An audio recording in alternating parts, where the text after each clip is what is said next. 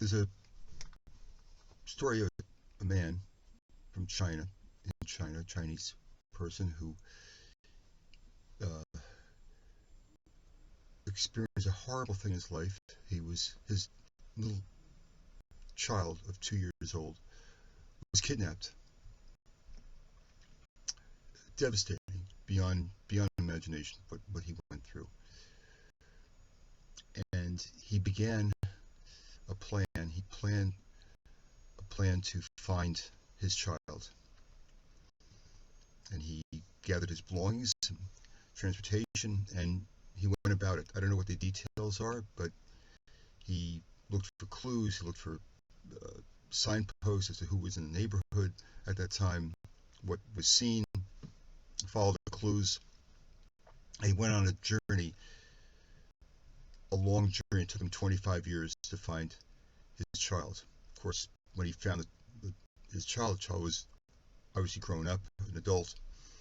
But 25 years, not giving up, not letting go, knowing that his child was out there somewhere, and to reconnect with the boy because it was meant to be. It's an amazing story, amazing story.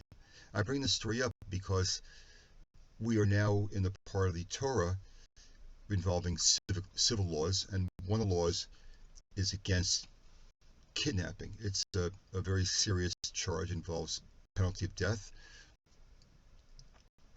It's considered a very cruel thing for someone to do, to kidnap. And typically, when a child is kidnapped, they're sold to a family that wants a child, which is even more horrific to think that the family would buy the child, not even considering the feelings of the family who's bereft of their beloved young one. So this that's what this parsha is about. Is about kidnapping, and it's preceded by a verse about a child hitting a parent. I guess repeatedly, bad behavior, and if the child hits the parent in front of witnesses, and happens again and again and again, the child is to be put to death. Chas v'shalom, horrible thing. And the verse after the kidnapping chapter is about a child that curses his parents. Again, enough evidence is assembled, and that child, once convicted, is sentenced to death. Chas v'shalom. So why is the kidnapping sandwiched in between these two? So there's a commentator, and I forget his name. I heard this from Rabbi Shem Tov of Chabad of Riverdale, who says that a child that is hitting a parent is very unusual, and it's never happened in any of the recordings in the Gemara. At that time, children were weaned and raised the way that they would respect their parent and would not hit them, and the child would not hit the parent. Well, the Gemara speculates that perhaps this child is being raised by a kidnapper, that all along through the years as the child is growing, there's deep inside them an awareness that this is not the real parent, biological or spiritual for that matter, and the anger about this comes out in the child, and the child would hit the parent.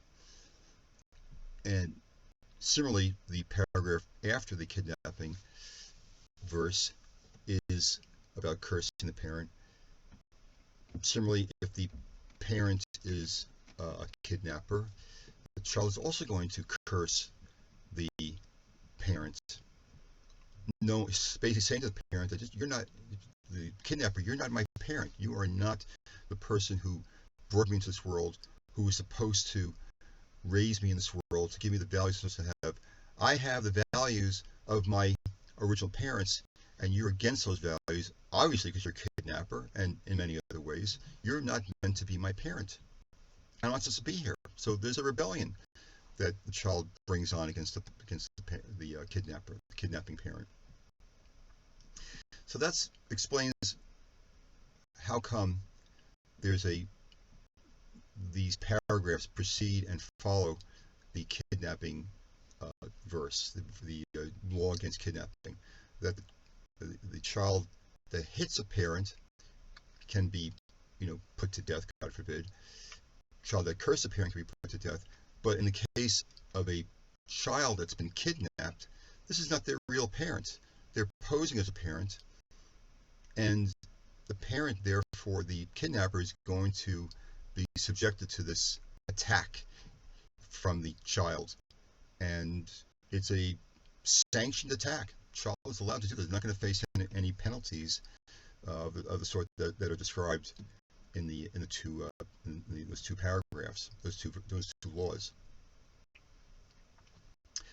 So the question comes up, how does this relate to our world, to us today, to me, to you?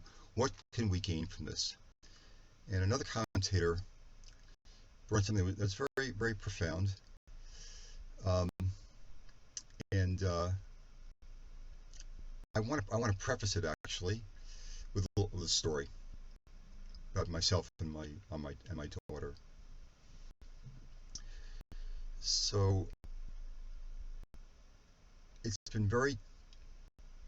I have not, as a parent, been bringing the practice of Judaism to my family in a way that is loving and caring, respectful of the people that are in this family. And I'm not even aware of it. It's something I have very little awareness of, except yesterday it really came through. So there's a custom on Shabbos, the Sabbath, that before we eat, before we sit down for the challah, we wash. Many